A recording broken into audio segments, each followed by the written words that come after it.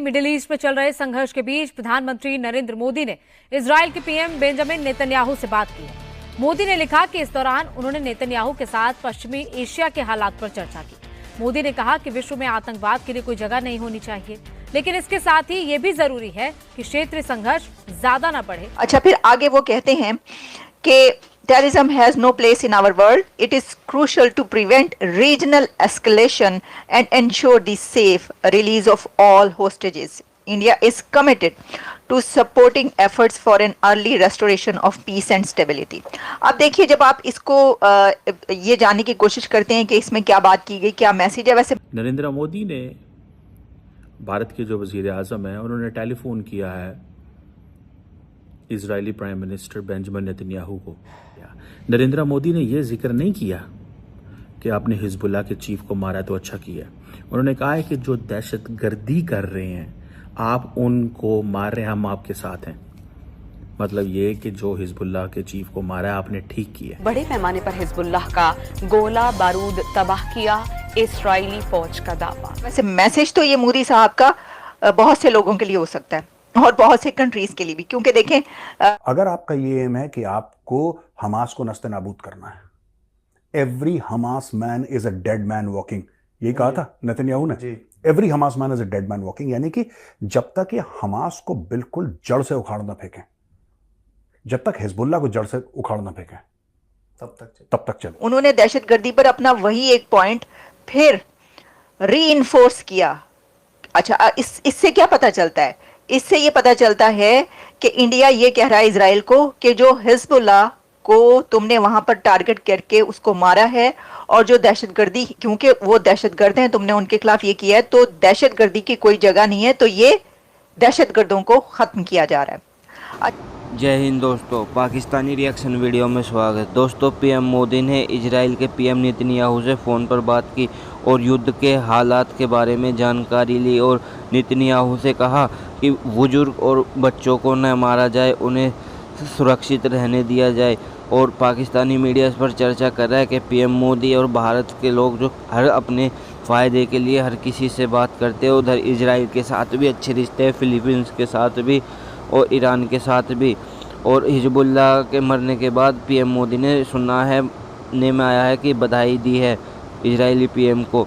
तो पाकिस्तानी मीडिया इस पर चर्चा कर रहा है कि किसी से भी बात कर लेते हैं पीएम मोदी अपने फ़ायदे के लिए, जहां उन्हें फ़ायदा दिखता है वहीं पे वे पहुंच जाते हैं। तो चलिए देखते हैं पाकिस्तानी रिएक्शन वीडियो किस तरीके से बातें कर रहा है। और इस तरह की वीडियो आप देखना पसंद करते हो तो हमारे चैनल को सब्सक्राइब कर लें। मिडिल ईस्ट में चल रहे संघर्ष के बीच प्रधानमंत्री नरेंद्र मोदी ने इजरायल के पीएम बेंजामिन नेतन्याहू से बात की है। मोदी ने लिखा कि इस दौरान उन्होंने नेतन्याहू के साथ पश्चिमी एशिया के हालात पर चर्चा की। मोदी ने कहा कि विश्व में आतंकवाद के लिए कोई जगह नहीं होनी चाहिए, लेकिन इसके साथ ही ये भी जरूरी है कि क्षेत्रीय संघर्ष ज्यादा न बढ़े और बंधकों की सुरक्षित रिहाई हो।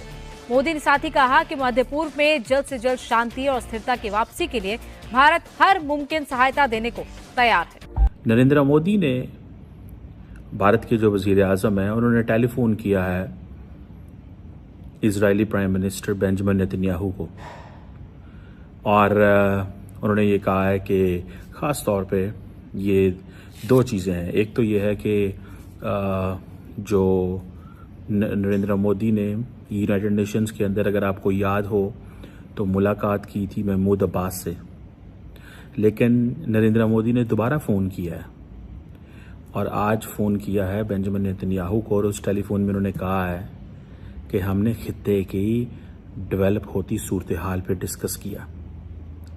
क्या डिस्कशन नरेंद्र मोदी कर सकते हैं?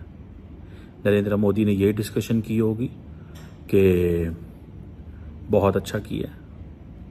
हसन नसरुल्लाह जो है वो ईरान के इस वक्त टॉप के सपोर्टर थे, और अमेरिका और इज़राइल की एक बड़ी जो गठजोड़ है, जो एक सपोर्ट है, अमेरिका कहता है और बहुत सारे और मुल्क कहते हैं कि भाई हसन नसरुल्लाह को मारा जाना ठीक है। कहा जाता है कि काफ़ी दुनिया के जो वेस्टर्न मुल्क हैं वो हिजबुल्लाह को समझते हैं कि ये एक टेररिस्ट ऑर्गेनाइजेशन है। इंडिया के अंदर मैं देख रहा था कि इंडिया के अंदर जो ईरान के और फ़लस्तीन के जो एम्बेसडर्स हैं वो एक कॉन्फ्रेंस में शरीक हुए हैं जहां पे हसन नसरुल्लाह जो है वो उसको जो टारगेट किया गया है उसको वो कंडेम कर रहे हैं।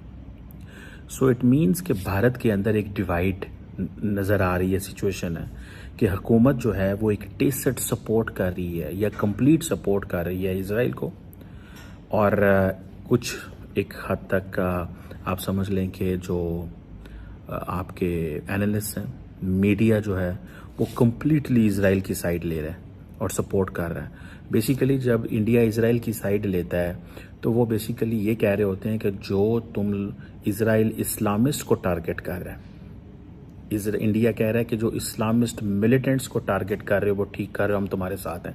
और फिर वो घर में भी फैसला करते हैं कि हमें भी कश्मीर के अंदर उन इस्लामिस्ट को अटैक करना है जो भारत की फ़ौज और पुलिस पे हमले करते हैं। ठीक है जी। अब अगर देखा जाए तो ये एक इम्पॉर्टेंट डेवलपमेंट इस सेंस में कि आप सिंपली ये कह दें कि आपने हिजबुल्लाह की जो लीडरशिप को मारा, ठीक किया। अब है क्या, नरेंद्र मोदी ने यह जिक्र नहीं किया कि आपने हिजबुल्लाह के चीफ को मारा तो अच्छा किया। उन्होंने कहा है कि जो दहशतगर्दी कर रहे हैं आप उनको मार रहे हैं, हम आपके साथ हैं। मतलब ये कि जो हिजबुल्लाह के चीफ को मारा है आपने ठीक किया। लेकिन याद रखें इंडिया के बहुत अच्छे ताल्लुकात हैं ईरान के साथ, और याद रखें हसन नसरुल्लाह का मारा जाना ईरान की कमर टूट गई है इससे। समझ आ रही है आपको बात को? सो इंडिया एक तरफ वेस्ट एशिया के अंदर ईरान के करीब रहना चाहता है बिकॉज उसको पता है एनर्जी सप्लाई लाइन में हमें इसकी बड़ी ज़रूरत है, और चाबहार पोर्ट के हवाले से बड़ी ज़रूरत है। इंडिया इन चीज़ों को समझता है, they know this very well, बहुत अच्छे से समझ जाना है कि इसकी क्या सिग्निफिकेंस है और क्या नहीं है। और दूसरी तरफ वो क्या कह रहे हैं खिंच के रखो। ठीक है जी। ये जो टेलीफोन कन्वर्सेशन है ये लार्जली उनकी जो डिस्कशन है वो टेररिज्म के अराउंड है। इंडिया की डेफिनेशन टेररिज्म की क्या है और नेतन्याहू की डेफिनेशन टेररिज्म की क्या है। ठीक है। अब वो नरेंद्र मोदी साहब कह रहे हैं कि जी हम जो होस्टेजेस हैं उनकी रिलीज के लिए बड़ी दुआएं कर रहे हैं। ठीक है जी। और रेस्टोरेशन ऑफ पीस की बात कर रहे हैं। लेकिन एक चीज़ याद रखें, नरेंद्र मोदी जब बेंजामिन नेतन्याहू को फ़ोन करते हैं तो भारत के अंदर जो दाएं बाजू की फोर्सेस हैं वो उछलती हैं, वो समझती हैं कि यार ये करना चाहिए, हमें बदला लेना है। सो ये एक अहम चीज़ है, इसको आप इस तरह वो इग्नोर नहीं कर सकते कि ये एक नॉर्मल चीज़ है। मैं भी देख रहा था कि टोनी ब्लेयर जो है फॉर्मर यूके के प्राइम मिनिस्टर, वो कह रहे हैं कि जी by the middle of this century, यानी कि ये जो सेंचुरी चल रही है, ये जो अभी 21st सेंचुरी जिसमें के अंदर हम मौजूद हैं, 3 दुनिया में सुपर पावर्स होंगी। एक अमेरिका तो है ही है, China and probably India. Probably लफ्ज़ उन्होंने इस्तेमाल किया है। इट मीन्स आप देखिए ना, यूके के प्राइम मिनिस्टर केयर स्टार्मर जाकर यूएन में कहते हैं इंडिया को परमानेंट सीट दें सिक्योरिटी काउंसिल में, इंडिया को परमानेंट सीट दें। So when India speaks this way, India is giving a message. India एक मैसेज दे रहा है कि भाईजान ये हम चाहते हैं और ये हम करने जा रहे हैं। ठीक है जी। अब ये आप देखें कि, और दूसरा ये भी आपको पता है, इस चीज़ का भी पता है, ठीक है जी, कि इंडियंस जो हैं वो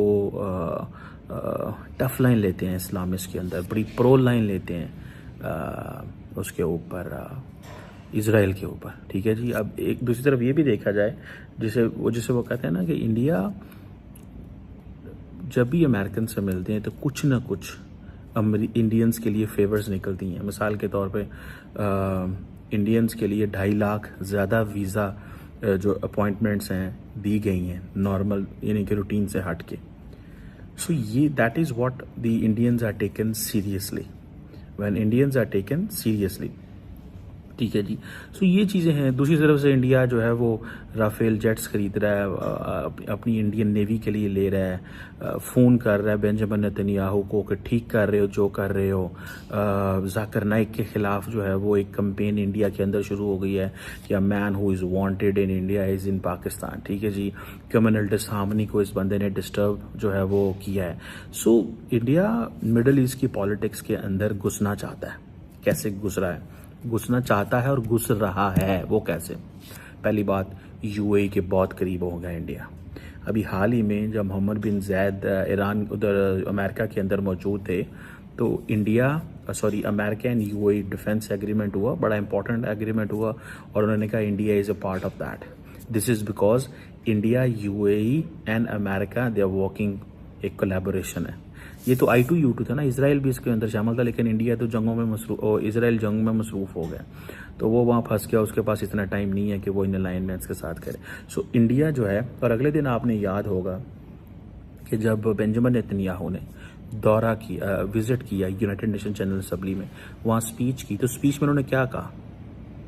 उन्होंने कहा कि there is an excess of blessing